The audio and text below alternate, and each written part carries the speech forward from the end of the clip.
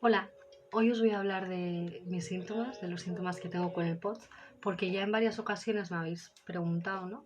¿Qué síntomas tengo? Y pues creo que al final es mejor hacer un vídeo explicándoos, porque son bastantes. Hace unos años yo escribí una lista para llevársela a la doctora y preguntar, ¿no? ¿Cuáles de estos síntomas podían ser producidos por la disautonomía y cuáles no? Voy a hablar un poco de cómo empezó todo. Yo con 15, 16 años empecé a sentir mareos y vivía como en una borrachera constante. Yo fui a la doctora en aquel entonces y me dijo que yo tenía la tensión baja, la tenía en 10,7 más o menos, y que entonces como que era normal. Pues yo sinceramente no le di mucha más importancia y traté de seguir haciendo mi vida con las pautas que me había dicho, de más hidratación, de tomar más sal, etcétera. Y seguí mi vida hasta el tercer año de carrera más o menos, en el que los síntomas pues se descontrolaron. Esos mareos se hicieron mucho más intensos. Empecé a sentir una presión muy fuerte en esta zona de la cabeza, como si tuviera un cordón alrededor que me apretase, y sentía mucha presión en la cabeza. Llegó un momento en el que no me podía levantar de la cama porque era un mareo tan fuerte que era algo prácticamente imposible. Entonces decidí regresar a Bilbao porque yo estaba en Lugo y estuve como 2 años de médico en médico hasta que me diagnosticaron. Y pues a lo largo de esos años empecé a tener más síntomas, ¿no? Como eh, la disnea, o sea, la falta de aire, el no poder respirar bien, las náuseas. Era algo muy incapacitante. Desde que me diagnosticaron hasta ahora, en cada periodo de crisis, por así decirlo, yo a un periodo de crisis le llamo al periodo en el que mis síntomas o son más intensos o tengo más cantidad de síntomas que llegan a incapacitarme y a impedir que tenga una vida normal, es decir, que no pueda trabajar, que no pueda tener una vida social, etcétera. Bueno, pues a lo largo de estos años he ido desarrollando bastantes, como aquí podéis ver. Para mí el más incapacitante es, es que, a ver, el mareo y la fatiga es algo que no te permiten tener una calidad de vida directamente. No puedes estar trabajando 8 horas como el resto de personas. Eh, También tengo insomnio. En la disautonomía es común que las personas sufran o insomnio o todo lo contrario, hipersomnia. Yo soy de las personas de insomnio. A mí me cuesta muchísimo dormirme por la noche y a lo largo del sueño me despierto en varias ocasiones. Y cada vez que me despierto tardo más de media hora en dormirme. Entonces tengo un sueño no reparador. Me levanto por la mañana como si acabara de llegar del trabajo. Y claro, tú con ese nivel de energía que está aquí, o sea, el de una persona normal igual está aquí, y tú ya te levantas con él aquí. Pues tienes que tirar todo el día a hacer lo que hacen todos los demás con este nivel de energía. Entonces, la fatiga es muy grande. Hacer cualquier cosa, yo qué sé, simplemente poner una lavadora y colgar la ropa, te supone un gasto de energía más grande que igual para una persona ir a hacer senderismo, que parece una tontería, pero para nosotros las pequeñas cosas nos suponen mucha energía.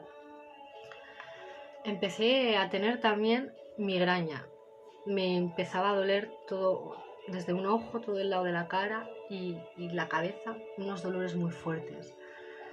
El tema de la presión y de las migrañas, la doctora me dijo que como la sangre no nos llega bien a la parte de arriba, ¿no? A la cabeza, como que estos músculos, al no estar bien irrigados, se resienten, por así decirlo, y por eso sentimos esa presión y el dolor de cabeza.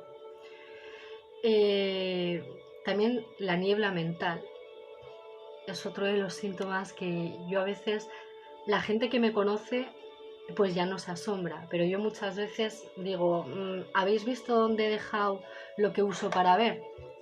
Y son gafas, pero yo no me acuerdo de la palabra gafas, entonces acabo definiendo pues lo que es, ¿no? Entonces La gente ya me conoce, los que no me conocen igual se quedan así un poco extrañados, como diciendo, esta chica está mal, ¿no? Pero es cierto que me cuesta mucho encontrar las palabras.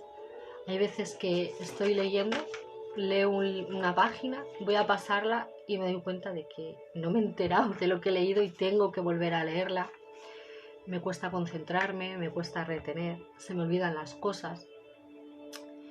El otro día, por ejemplo, puede parecer estúpido, pero el otro día me lavé los dientes y media hora más tarde me los volví a lavar y mientras me los estaba lavando dije, me los había lavado ya, ¿no? Y bueno, pues parecen tonterías, pero también forman parte de esto. Al final pensar que si la sangre no llega bien al cerebro, vas más lento. ¿Qué más cosas? La dificultad para respirar. Hubo un momento de la segunda crisis que he tenido que era terrible. Era sentir como si tuvieras kilos de peso sobre tu pecho que impedían que se expandiera la caja torácica y te impedían respirar. Es una sensación muy mala porque sientes que te ahogas, pero te pones el pulso oxímetro y ves que estás saturando bien y dices, ¿por qué es esto? Y tiene que ver un poco con el tema de los intercostales, que también el tema de la irrigación y todo, pues no va bien. La disautonomía, al final, pensar que es un mal funcionamiento del sistema nervioso autónomo. Y el sistema nervioso autónomo controla todas las funciones del organismo que no piensas. Es decir, la digestión, la respiración, la frecuencia cardíaca, la tensión arterial, la regulación de la temperatura. Al final, muchísimas de las cosas que suceden en nuestro cuerpo está regulado por el sistema nervioso autónomo y al tener un mal funcionamiento de este, pues muchas cosas están desajustadas.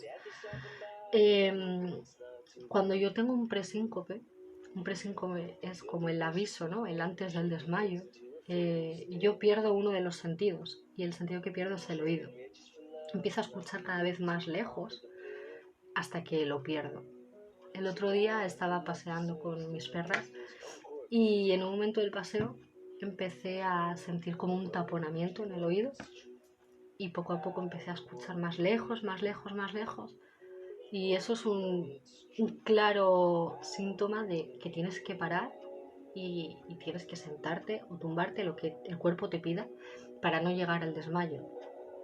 A cada persona nos avisa de una manera distinta. Otras personas dicen que empiezan a ver borroso y se van a negro, dejan de ver. En mi caso es el oído, yo pierdo el oído.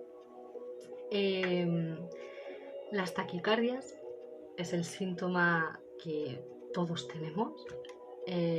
Ya se ha visto que no hace falta el ortostatismo, es decir, no hace falta ponerte de pie para tener esas taquicardias. Muchas veces estás así sentado como yo estoy ahora y vas a coger algo de una balda o cualquier cosa y ya tienes una taquicardia.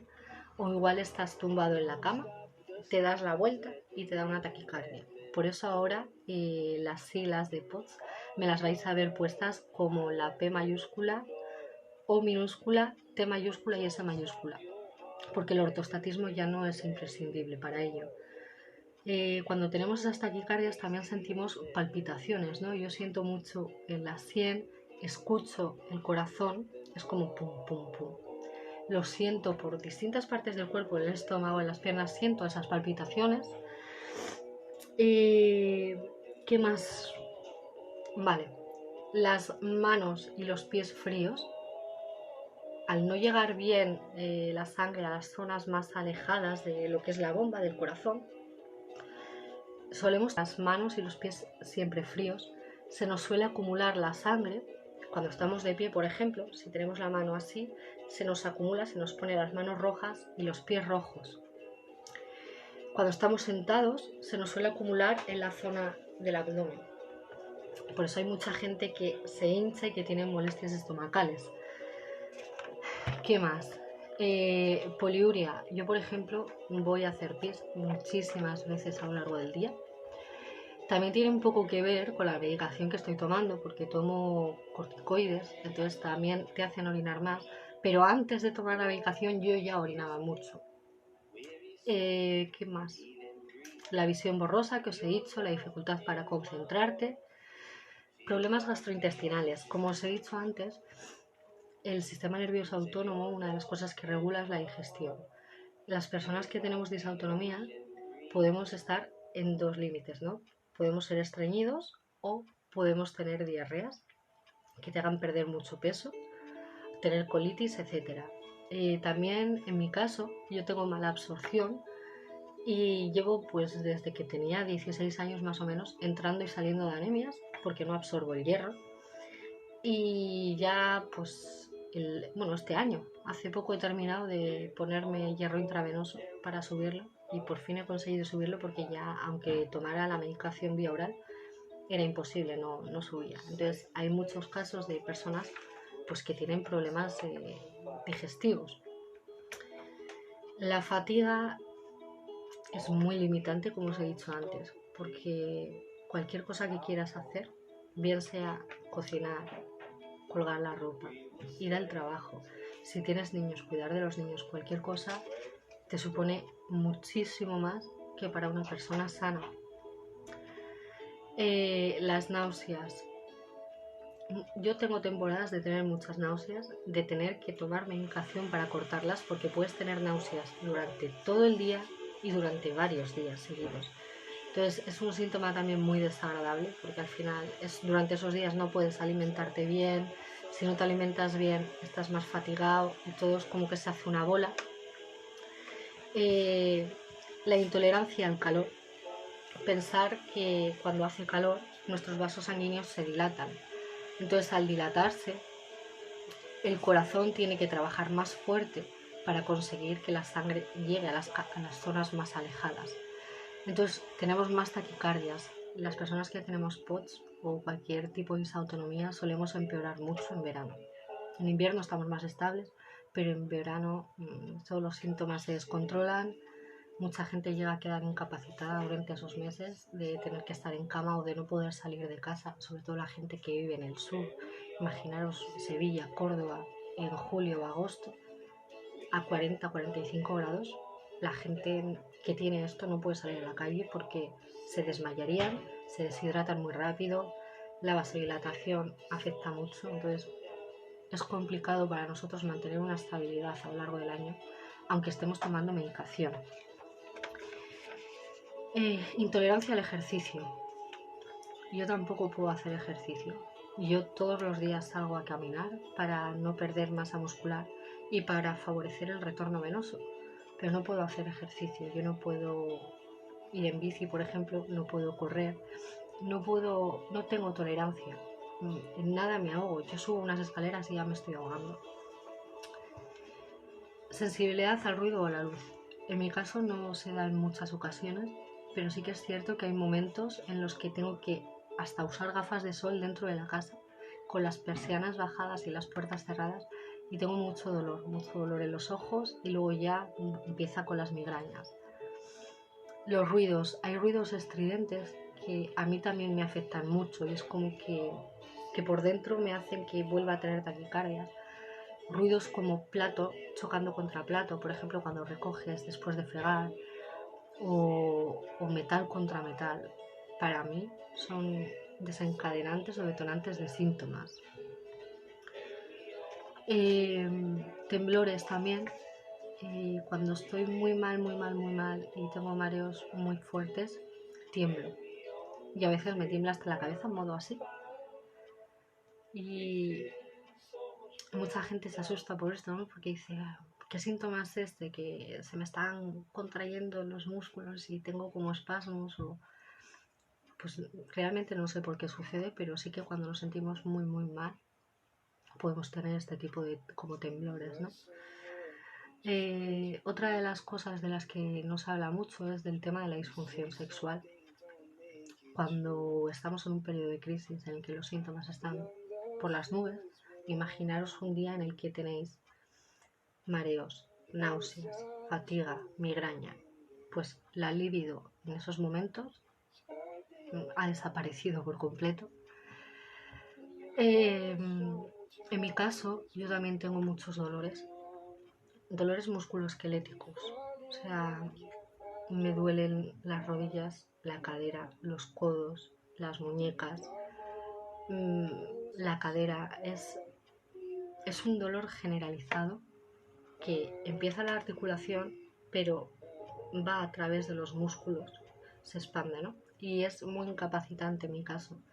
Yo al principio pensaba que era por la disautonomía, pero después de hablar con varias personas que sufren POTS, me han dicho que pues al final las crisis que tengo, por así decirlo, de dolor, de cambiarte una camiseta y llorar porque no puedes levantar el brazo, te duele, pues ese tipo de crisis dicen que no es tanto del POTS, pero que sí que puede ser de otras patologías relacionadas o que pueden provocar el POTS. Eh, Hay disautonomías primarias, que es la disautonomía sola, o disautonomías secundarias, que es una disautonomía producida por una enfermedad de base. Imaginaros, por ejemplo, el síndrome de Ehlers-Danlos. Uno de los síntomas, por así decirlo, que tendría es la disautonomía. Y mucha de la gente que tiene Ehlers-Danlos tiene POTS. Entonces, el POTS no es la enfermedad real. La enfermedad real es Ehlers-Danlos y el POTS es como un síntoma de esta enfermedad.